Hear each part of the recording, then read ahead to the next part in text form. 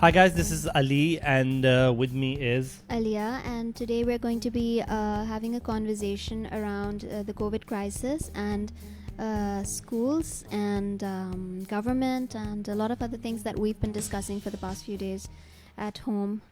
And we've actually this is our first podcast, and we're thinking of releasing or starting a series where we just kind of share our thoughts with you and pose some questions and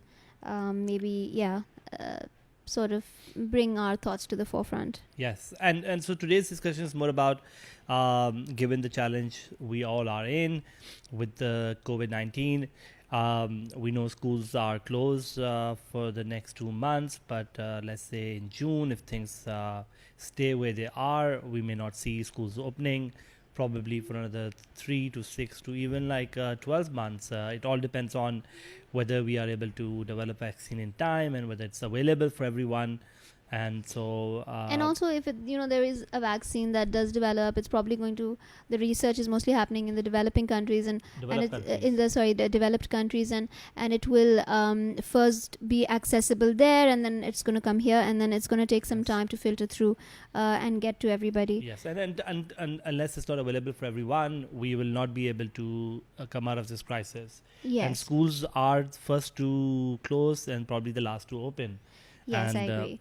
And it's basically we are in a situation where there's a lot of uncertainty. So we don't, although we are hoping that schools maybe will open in June, it seems unlikely that the physical spaces are going to be open before, let's say, I think December or January. Yeah. So in all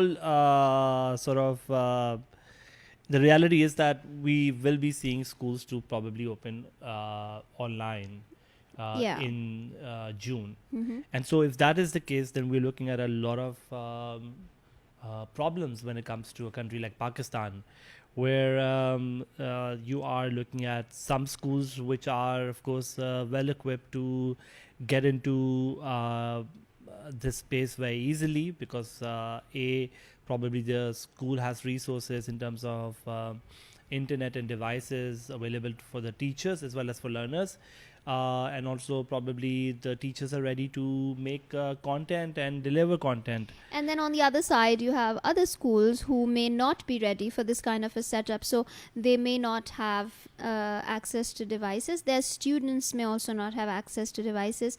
The teachers may not have the kind of training that will equip them to have classes online, let's say on platforms like Zoom, or to be able to manage learning management systems that would be able to support their children in their learning. So it's kind of like of course there's always inequality, but this kind of inequality now has become where a situation where it's going to directly impact the learning outcomes of children in schools all over the country. Yes, and so we're looking at a more pronounced sort of income inequality to happen because of lack of resources. So another challenge, I think, Aliya, you may agree to, is basically what about the young learners? What about the primary school learners, where we are always saying, let's not have screen time, or let's limit screen time. How will they cope up in this time? I don't know, Ali. That's actually really funny because the whole argument against screen time has right now gone through the window. It's in so many of the parent groups that I'm on, all the parents are saying that we don't really have a choice. We're giving our kids screen time because there's literally nothing else we can do. We have to keep them busy, and they have to spend some part of their day doing something. And of course, they're going around in the house as well, but obviously they can't be going outside. And the whole idea of children being able to get those 2 to 3 hours of play outdoors is something that is not going to be happening very easily for a lot of people. So the screen time has basically now become, I think, a part of a lot of households, and it's going to pose a problem when schools go online, because I think for young learners it's going to be more difficult to sit through an online class, because the classroom management that takes place in a primary classroom is not going to be able to happen online. So it's not going to be the teacher managing the student, it's going to be the parent managing the student. So I think in this kind of a situation, the role of the parent has changed. The parent is not just somebody who is not that active, or not taking a very active part in their child's learning, but now they have actually become a sort of teacher or a learning coach who is very, almost equally partnering in their child's learning. I agree. So And also for young learners, like we have a 2-year-old daughter. I mean, for us, the school plays a very important role in terms of like social interactions, and suddenly that part of social interaction is gone because the school is closed in physical sense. Of course, learning will happen by one way or the other, but that most very important element of learning through play, learning through social interaction, all of those things will not happen now. The only way we can do that is that how parents will probably interact, or siblings may interact with a young child, but it may not happen how it happens in school. Yeah, so I'm also kind of wondering what preschools all over the country are going to be doing at this time in terms of online learning, and how long, let's say, a 2-year-old can sit through a class, and how honestly how that's going to work out. Yeah. So as educators, Aliya and I are working on that part also, because we run a school which caters to age 2 to 9, and we are looking at that challenge. But let's talk about what do schools need to do or need to work on in the next few sort of months regarding going online. So I think one thing that they could work on is invest in technology, because that seems to be the most important investment right now. And working, or maybe trying out and experimenting with different learning management systems, finding the one that works best for you and your age group. Looking at softwares that would help them conduct classes online, ensuring that schools and children have reliable internet, devices, tablets or laptops or whatever, and all of this not just for students but also for teachers, because it's going to be challenging working from home for the teachers as well, and they will need to have enough training for them to be able to conduct those classes online. Yes. Yeah. And I think not only conduct online classes, but also be able to make content which can be available when kids are not doing live sessions. So a lot of those Khan Academy kind of videos, which are basically giving content to students, which can be useful for self-pacing. If somebody has, for example, a patchy internet one day, may not come online, may still have access to those resources later on. Yeah, and even power cuts. Like, what if you're having an online real-time class and you have a power cut and you're struggling to then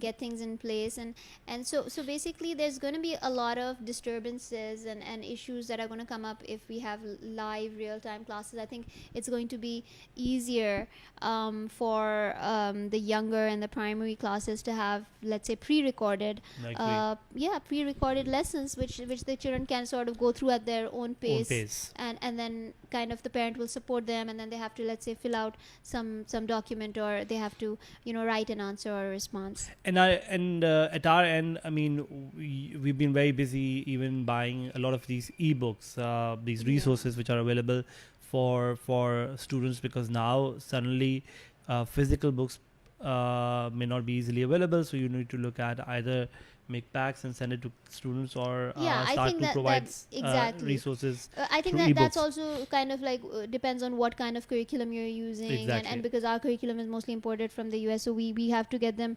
We have to get the ebooks, but I think for the schools who are using the curriculums that are easily available here, so they will just need to probably get in touch with their vendors or suppliers and just ask them to provide the kids those books with the things they need. Makes sense.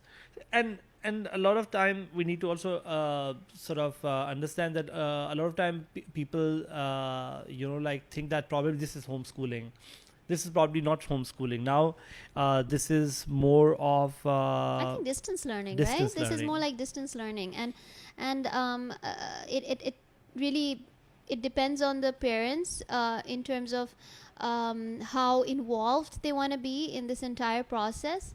But I think the more time that we spend, uh, you know, kind of rolling these programs out, parents will end up having to take a more active role in their child's learning. So you now basically working with your child, making sure the child sort of uh, finish all the tasks that are assigned to him or her, and also make sure that they are learning and are meeting all the learning objectives. Yes, yes. But I think as an educator, there's a little disclaimer that I would like to add here as well, because I feel like at a time like this, when younger children are probably very confused about what's going on, and why they cannot, be going to a normal school in a normal setting, and why they can't go out. And I mean, any information we give them about the COVID has to be very nicely and pleasantly and said in a child-friendly way and manner, explained to them. So it kind of brings me to that whole thing about Maslow before Bloom, because yes, educational outcomes very important, but before we do that, it is important for our child to feel safe, to feel loved, to feel that that's the they Bloom are. part. That's the Maslow part. That's The Bloom Maslow part is and the basically do with the Bloom part is the educational outcomes. It's like a whole pyramid of educational outcomes, like going from the most basic to the more complex ones.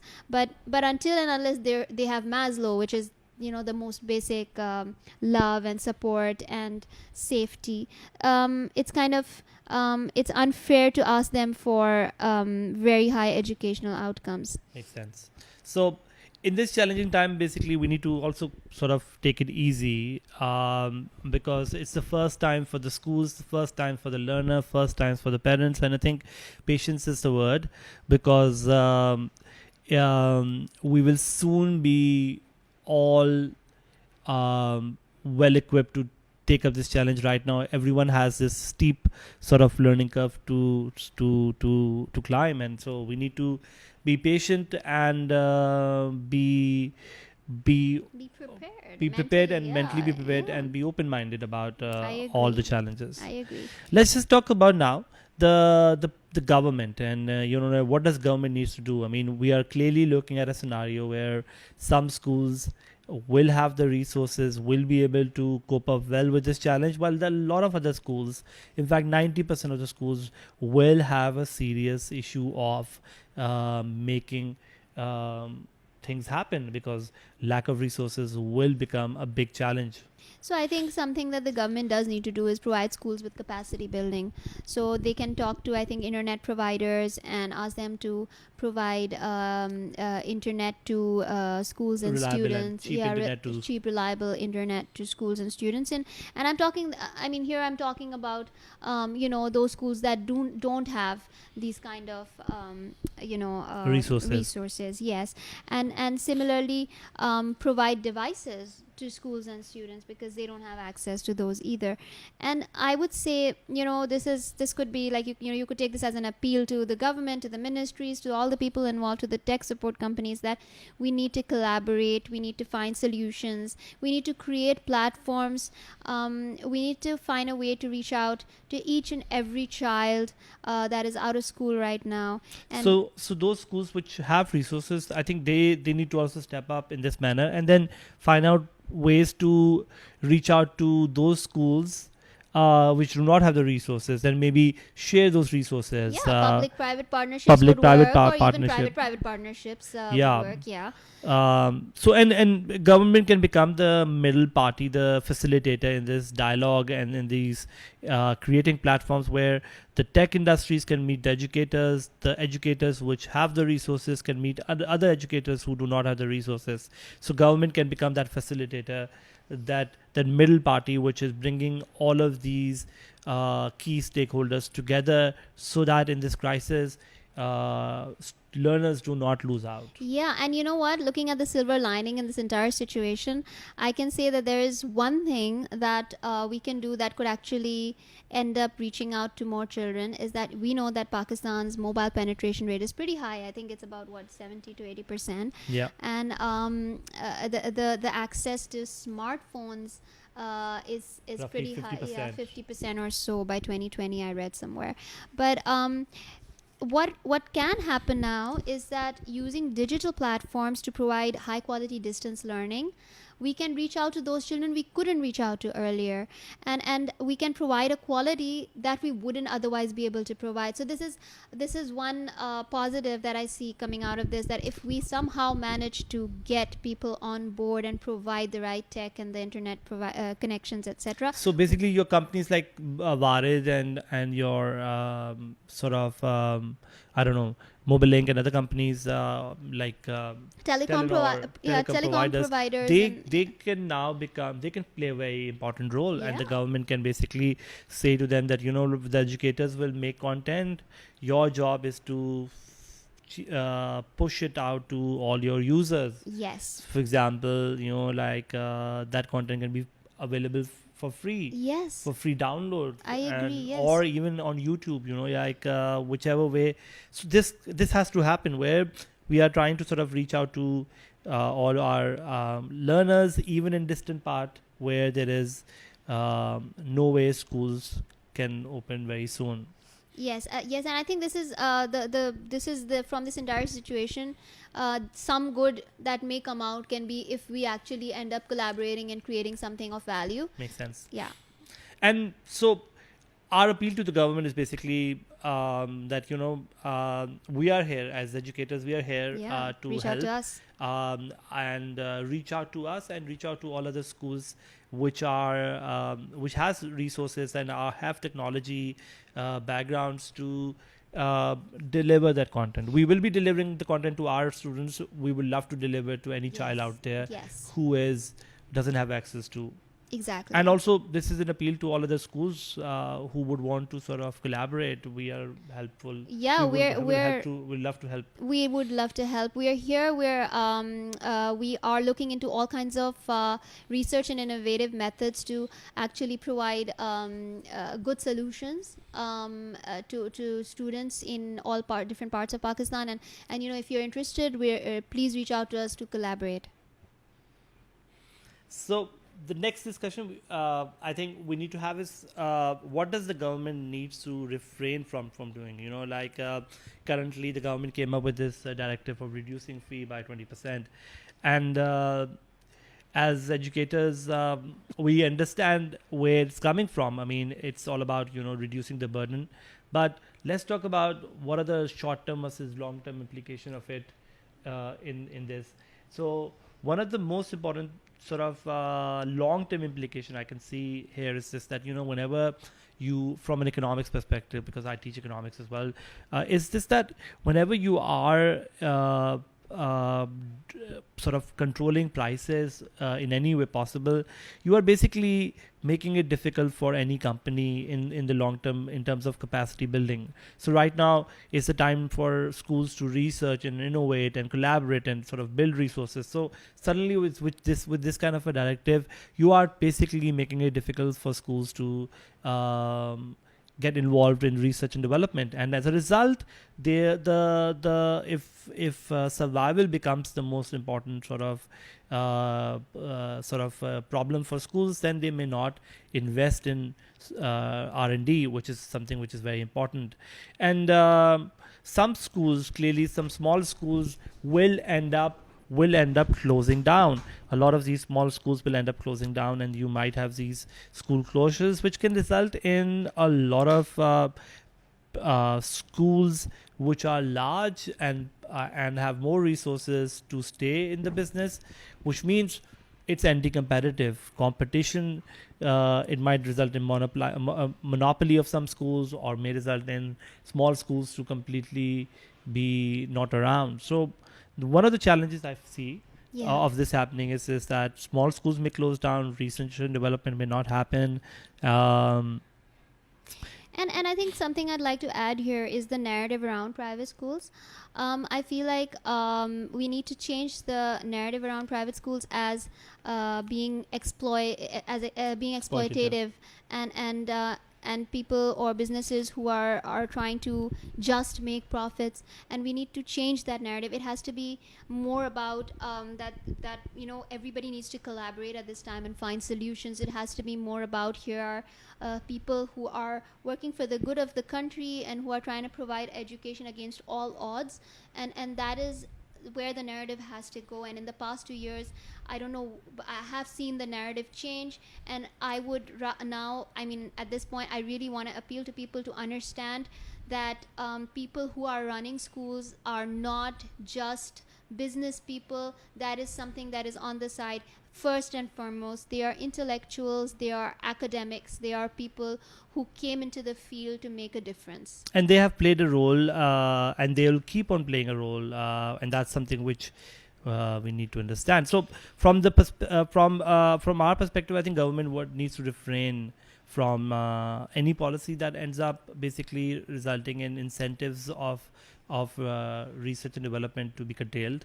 They need to encourage more collaboration. They need to ask each and every company to do more, be it education, be it telecom, be it tech companies and all that, and find ways to collaborate, create platforms right now, because we are in it for a long period of time, till we find a vaccine, till we find solutions to come out of this. We may not be able to see schools to open anytime soon. Okay, so just wrapping it up, I'm just going to kind of quickly go over what we've discussed. Basically, we've been discussing what the current crisis is like and how it has impacted schools in terms of what problems they're facing. There's an inequality of resources like tech support or internet connections or staff training, and we are also looking at problems that are related to the age of students in school. So basically, I think the challenge is greater for children, younger learners, yes, who are even in the early primary years, are going to be affected more by this. And also, we discussed what schools need to work on in terms of they need to work on learning management systems and softwares to conduct online classes. They need to work on staff training and providing basic tech support, and also how this becomes difficult for schools that do not have that access. And finally, something that we've also discussed is what the government needs to do and what they need to refrain from. And I think what they do need to do is work with telecom providers, tech companies, and educators together to collaborate to produce solutions so that we can reach out to each and every child in the country. And something that they need to refrain from doing is look at short-term gains, such as reducing fees, when they should actually be looking at long-term gains like capacity building. So these are our thoughts on the current COVID crisis, yes, and education. And we're here, so please, we would love to hear your views on what you have to say. So reach out to us, write to us, let us know in comments below, yes, what you think. And this is the end of our first podcast. So thanks for listening. Hang in there, stay safe, and be well. Yes, bye-bye.